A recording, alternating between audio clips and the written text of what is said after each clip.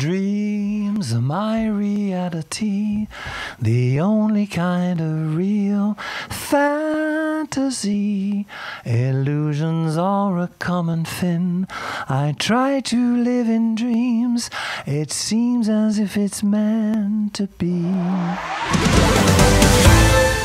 Mon dernier album, How to Be Elegant, il est bien ici, d'inspiration pop, rock, jazz, country et variété, c'est ça? Oui, un peu de tout. Oui. À vrai dire, c'est l'album de ma vie. C'est mon dernier album. Il y a un album de photos de toute ma vie dedans. Bon, il y a une photo de moi en kilt, hein, je dis pour les filles. Et puis, c'est vraiment des chansons qui étaient dans mes tiroirs pendant les 30 dernières années. Et j'ai pris les meilleurs et je les ai produits avec... Et il y en a 15 parmi les meilleurs. Oui, 15, ouais. Les gens viennent vous voir à la fois pour les nouvelles chansons, mais aussi pour les Gold, car le public te connaît pour avoir interprété le single Reality, bande originale de La Boum. J'ai comme l'impression que 30 ans après, cette chanson, ça reste ta carte de visiteur. Oui, ben c'est là, je suis imprégné de ça. De toute façon, c'est gravé sur mon front.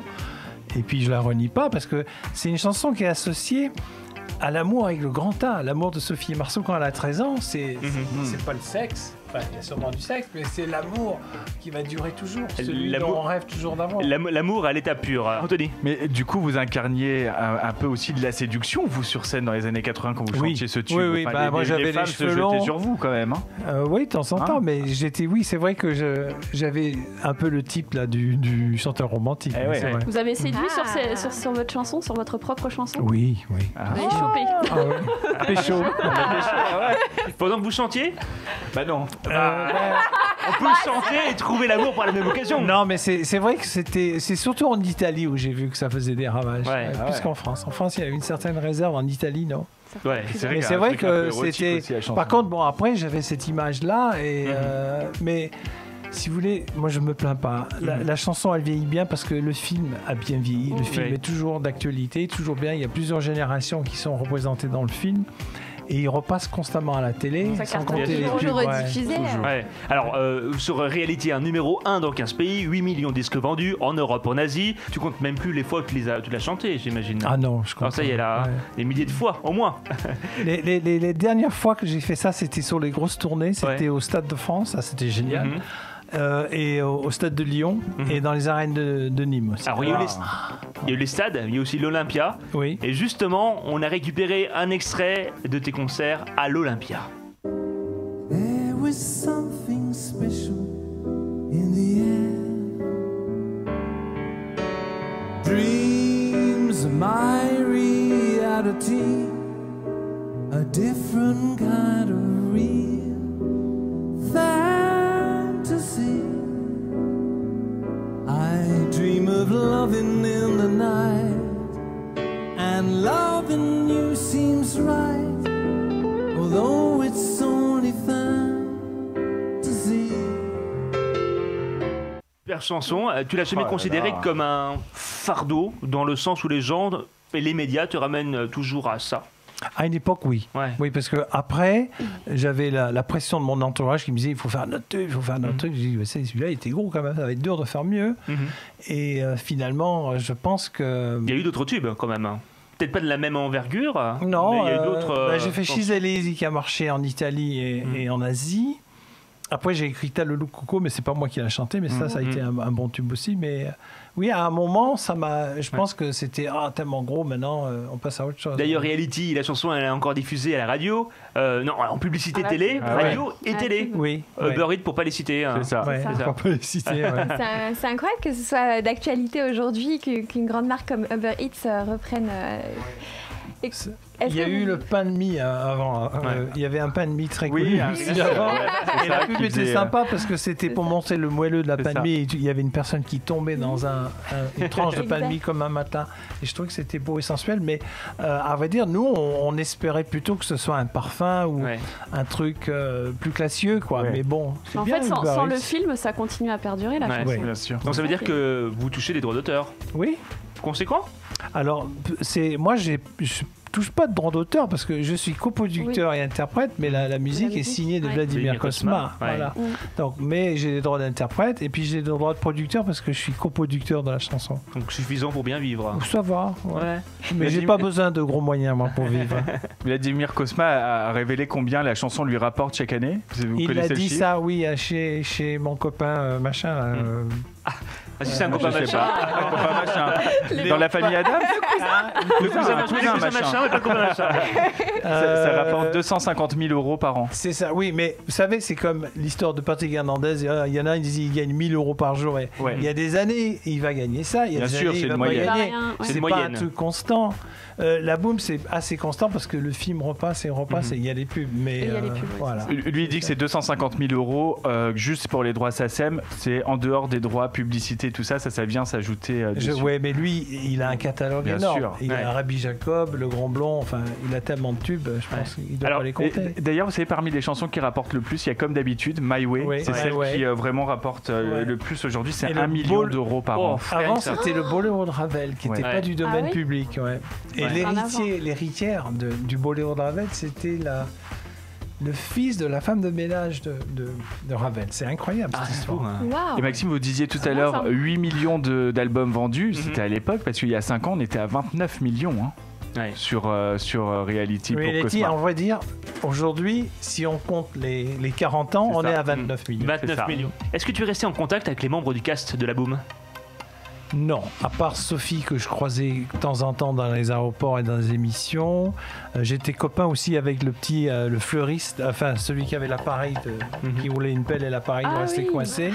Lui, je suis resté. Avec les lunettes et tout. Claude Pinotto, mais il est parti, il n'est plus là. Non, il n'y a que Vladimir que je vois toujours. C'est ça, parce que c'est vrai que c'est deux mondes différents, le monde des comédiens et ceux des compositeurs-chanteurs. Oui, c'est vrai. Après, le phénomène et le succès a quand même pris de l'importance, donc il peut y avoir des liens qui se créent entre les gens. Il y avait un moment, il y avait les autres filles qui jouaient dans le film, Vic, enfin les copines, ces deux copines, je ne me rappelle plus leur nom. Elles faisaient des rendez-vous, des réunions de ceux de la Boom, mais Sophie Marseille, voilà.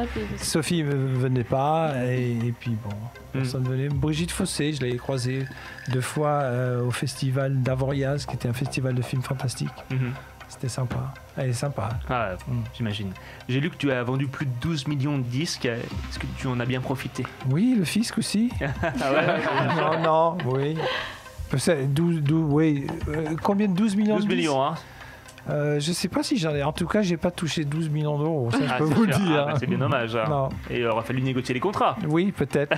Voilà. Il y a eu d'autres succès comme She's a Lady, numéro 1 en Italie. Oui. Your Eyes, When the Night Comes, numéro 5 en Asie. Très bien.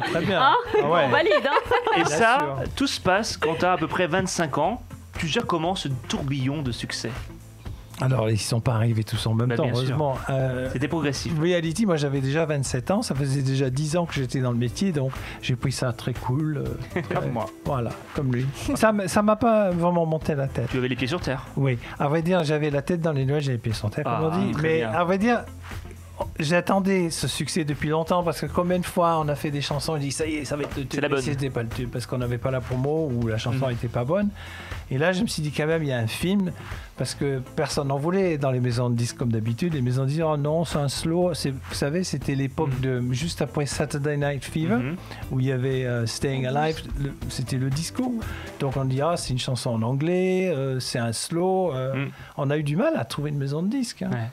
Ces dernières années, tu sillonnes le monde sur les tournées de Vladimir Cosma, mais aussi tout seul, ou avec tes amis de Passion 80. Passion 80, donc, est une tournée de concert que tu produis, c'est ça ? C'était un mini Star 80. Ouais, c'est ça. Ça coûtait moins cher et il y avait moins de monde, mais c'était bien aussi. Tu n'es jamais arrêté ? Non. Toujours sur les scènes ? Oui, je me suis arrêté il y a 3-4 ans, pendant 6 mois, quand j'étais malade. Ok. Est-ce qu'aujourd'hui tout va bien ? Oui, ça va. Non, j'ai eu un cancer il y a 3 ans, mais ça s'est bien passé. D'ailleurs, je dis, il faut vraiment... Faites-vous dépister bien avant. Parce que, dépister de tout. De tout. Ouais. Voilà. T'as jamais vécu ce qu'on appelle, j'aime pas ce terme, la traversée du désert ? Si, un peu. Fin des années 80, à un moment, ma carrière marchait plus du tout. Et puis finalement, j'ai commencé à faire de la musique de télé. Et ça marchait bien. Et puis en plus, après, début 90, je me suis marié, j'ai eu des enfants. Donc ça tombait bien. J'avais un autre métier, musicien pour la télé et tout. Puis ensuite... Il y a eu les tournées Revival des années Revival, le retour, 2007. Comeback de la ça, c'était notamment. trop génial. C'était trop top parce que on se retrouvait tous les chanteurs des années 80. Avec quelques rides en plus. Mais oui, beaucoup de rides en plus, avec du vent en plus pour certains. Mais on avait perdu quelque chose, c'était l'ego. Et c'était génial parce qu'il n'y avait plus une qui était un peu une tête de con. Tout ça, c'est pas. Tout le monde était vraiment tellement content d'être sur cette tournée. Il y avait vraiment une ambiance digne d'une colonie de vacances. Juste sur Passion 80, vous êtes vachement modeste parce que c'est quand même une quarantaine de dates par an, 2000 à 3000 personnes à chaque fois. Oui, jusqu'à 6000 on a fait. Ouais. Donc, non, c'était bien. C'est quand même une belle tournée. C'est ça, il y a du monde. Est-ce que c'est toujours le même public qu'avant ou c'est un nouveau public qui est arrivé, qui vient vous voir? Ou il y a un mélange du coup de générations? Il y a un mélange de générations. Il y a ceux qui nous ont aimés dans les années 80, il y a leurs enfants qui ont entendu leurs parents écouter les chansons des années 80. Et je crois que même maintenant, bientôt. D'ailleurs, avant, je disais, vous me donnerez ça à votre maman. Maintenant, j'ai dit, vous me donnerez ça à votre grand-mère. Totalement. Oui, Priscilla ? Avant de rentrer sur scène, du coup, est-ce que c'est toujours le même track ou maintenant on commence un peu à être rodé et ça va? Moi, j'ai jamais trop eu le track sur scène. J'ai eu un peu le track au début. Vous réussissez bien moi, le gérer. J'étais pianiste, donc j'avais l'habitude d'être caché derrière mon piano. J'ai accompagné pas mal d'artistes, mais là. Au départ, le seul moment où j'ai quelquefois le track, c'est j'ai fait par exemple au Kremlin avec un orchestre philharmonique. Là, on n'a pas le droit de se planter. C'est sûr. Avec Vladimir aux commandes et Poutine dans la Poutine, salle. bien sûr, le président de la Russie. Voilà. Et puis aussi à Prague aussi pour le président de la République tchèque aussi. Des pointures. Des pointures. C'était des moments où je dis bon là, il faut vraiment faire gaffe. Sinon, je suis assez relax. Tu deviens à l'âge de 35 ans à peu près le compositeur attitré de Daniel Kossel pour des séries historiques. Alors Daniel Kossel, l'une de ses dernières séries notamment, c'est Apocalypse. Oui. Je pense que ça parlera à ceux qui nous regardent. Et aussi, tu es l'initiateur de ce générique. Est-ce que vous l'avez enregistré ?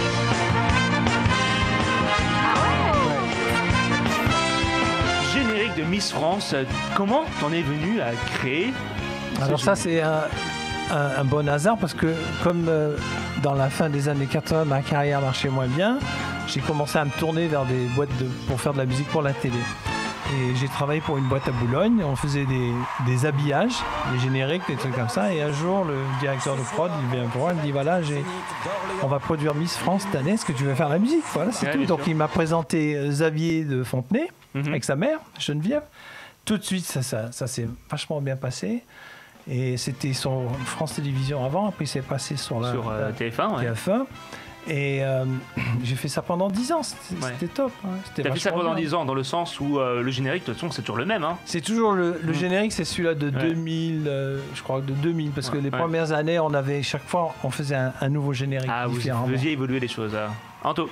Richard, vous parliez justement de votre concert au Kremlin ou encore en République tchèque. C'est vrai que dans les années 80, vous avez fait des tubes derrière qui n'ont pas été des tubes en France, mais qui ont effectivement cartonné dans les pays de l'Est, qui ont cartonné en Italie. Est-ce qu'il n'y avait pas quelque chose de frustrant de se dire qu'on connaît la gloire en France et que finalement derrière le public français ne suit pas sur le reste, mais ça suit ailleurs quand on vit en France? On vit avec la frustration quand on est un artiste de toute façon. Mais il faut savoir gérer ça parce que on va envier d'autres qui ont du succès quand on n'a pas de succès. On va dire mais lui il est mauvais, pourquoi est-ce qu'il marche? On est rempli de frustration, tout ça, mais il faut gérer avec ça. Mais est-ce qu'on ne le vit pas un peu comme une injustice de se dire moi je suis en France, c'est la France qui m'a fait finalement, qui a fait l'artiste que je suis, et aujourd'hui la France elle n'est pas au rendez-vous et les autres pays sont au rendez-vous, c'est bien la preuve d'un talent. Moi j'ai eu ça, j'ai fait un album en 88 en Allemagne avec Warner. Et tout le monde disait mais super, mais l'album n'est même pas sorti en France. C'est vrai que là j'ai dit attends, je comprenais pas. Par contre il y a When the Night Comes qui était numéro 5 dans les pays asiatiques. Je suis parti donc faire des tournées là-bas et je dis bon, c'est une compensation, mais j'étais oui. De toute façon, oui, on a des frustrations toujours, même aujourd'hui aussi. À 40 ans, tu rencontres la femme iconique Barbara Hendricks. Oui. Elle te choisit quand même comme compositeur et producteur pour la réalisation et la composition d'une chanson pour l'UNICEF. Pardon. Ouais. C'était pour le Haut Commissariat des réfugiés, donc c'était pour une bonne cause. Quand elle est venue au studio, j'avais plein de musiciens, il y avait une chorale gospel. J'ai pleuré comme une madeleine quand elle a chanté ma chanson. J'imagine que ça doit être extrêmement émouvant. Ouais. Elle a une voix, elle est soprano, donc ça monte très très haut. Et moi, je me rappelle, j'avais descendu la chanson avant d'enregistrer. On va la prendre un ton plus bas parce que ça me paraît quand même haut. Et bien, donc, on était en si bémol. Et là, elle arrive et elle le prend un octave au-dessus. Aïe. Donc, mais tu t'es retrouvé dans la cata. Ah ouais, non, mais j'étais... Ouais. Moi, j'étais... Magique. Ouais. On va, les amis, parler d'une autre rencontre. Parce que depuis, tu partages ton temps entre la composition, la production de jeunes talents et les galas dans toute la France. Et tu viens nous parler notamment d'un titre, une chanson, La Tchatch, en duo avec la chanteuse Shelma. On a un extrait.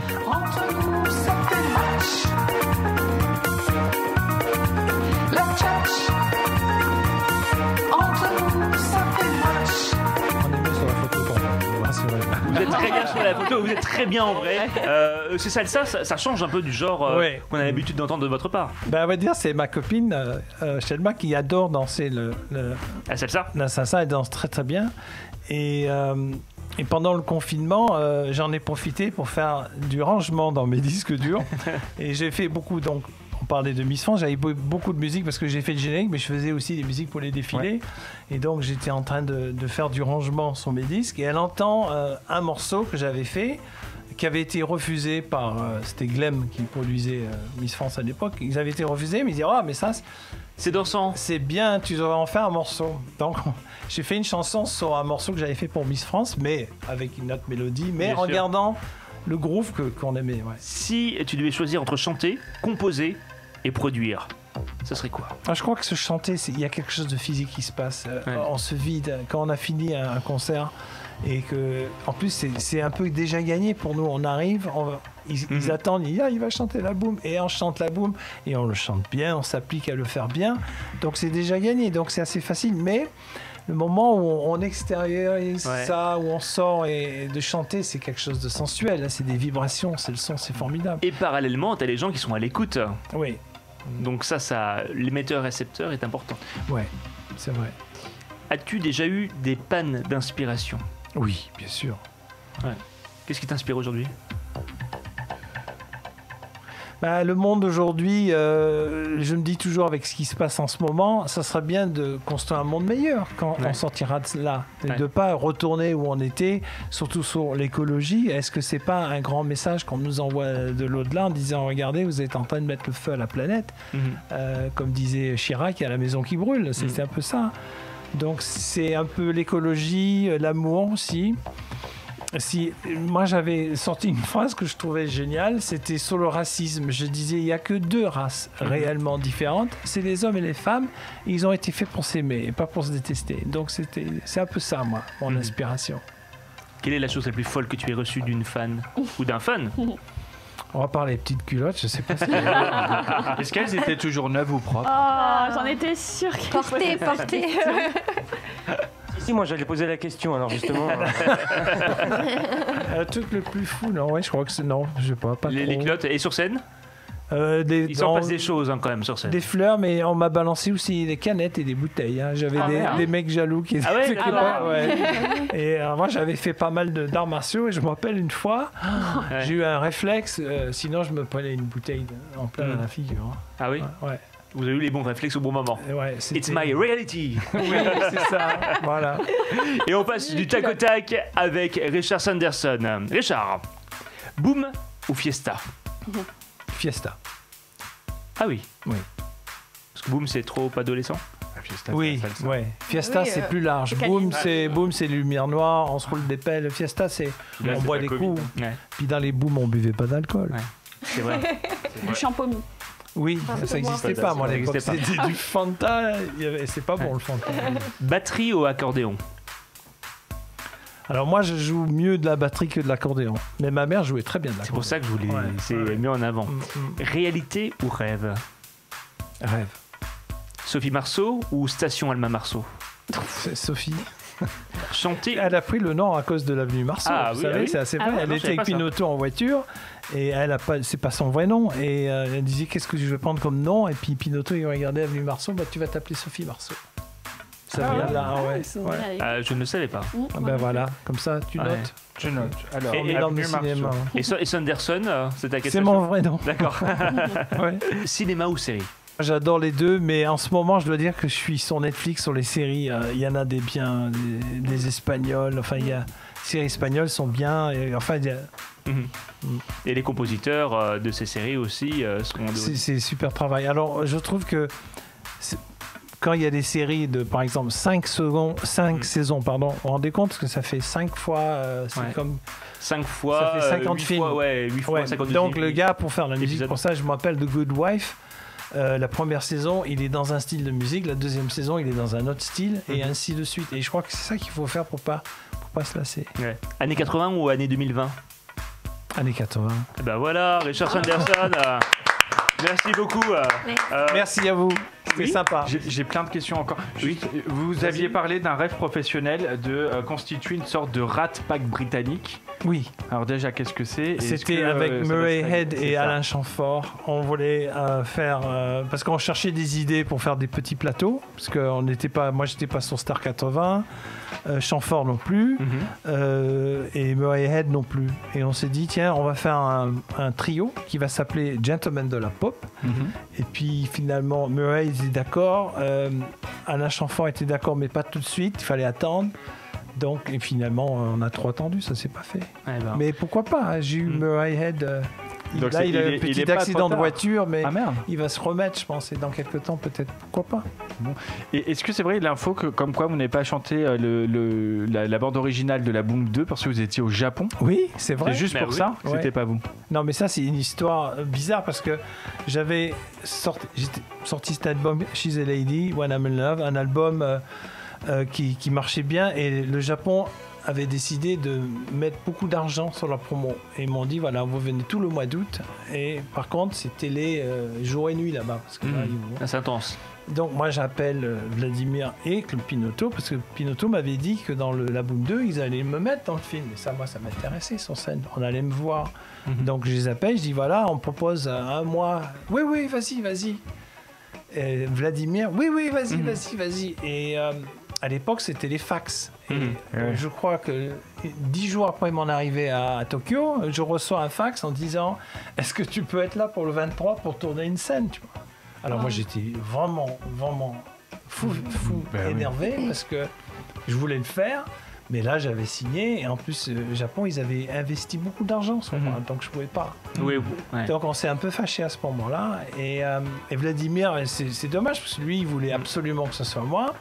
Et il a eu beaucoup de mal à trouver un chanteur qui est le même dans la même dynamique. Voilà. Et d'ailleurs, depuis, j'ai réenregistré Your Eyes avec lui en 2003, je crois. La boucle est bouclée. Je crois qu'elle a une question. Et oui, sur le film L'étudiante, à l'inverse, est-ce que c'est parce que justement, il ne voulait pas vous identifier au film La Boom que vous n'avez pas été choisi pour alors, c'est pour Vladimir voulait que je fasse L'étudiante. Donc, j'ai fait les maquettes, j'ai fait quelques arrangements, parce que je travaillais avec lui. Et lui, il était d'accord. Mais là, par contre, d'après ce qu'on m'a dit, c'était Daniel Thompson qui était scénariste et Sophie Marceau qui disaient « Oh non, ça va faire comme la Boom 3 si c'est Sanderson qui chante. » Et en même temps, moi, je venais de signer avec Warner, j'avais fait l'album avec When the Night Comes, et c'était quand même... mon producteur allemand m'a dit « Regarde, tu sors un album avec tes chansons. » Je dis « Oui, mais quand même, l'étudiante, Sophie Marceau... » Voilà, ça s'est pas fait, mais bon, après, apparemment, Sophie, mais moi je l'ai vu après, elle m'a dit que c'était pas vrai. Mais je pense que c'est Daniel Thompson, mais peut-être il voulait pas que ça fasse la Boom 3. J'ai plein de réactions de Catherine, Amida, Chaco, Adama qui nous disent est-ce qu'il pourrait nous faire a cappella un petit peu de reality ? Bien sûr. Alors, on éteint la musique en régie. J'espère que je vais partir dans la bonne tonalité, mais Dreams are my reality, the only kind of real fantasy. Illusions are a common thing. I try to live in dreams. It seems as if it's meant to be. Magnifique, Richard Sanderson,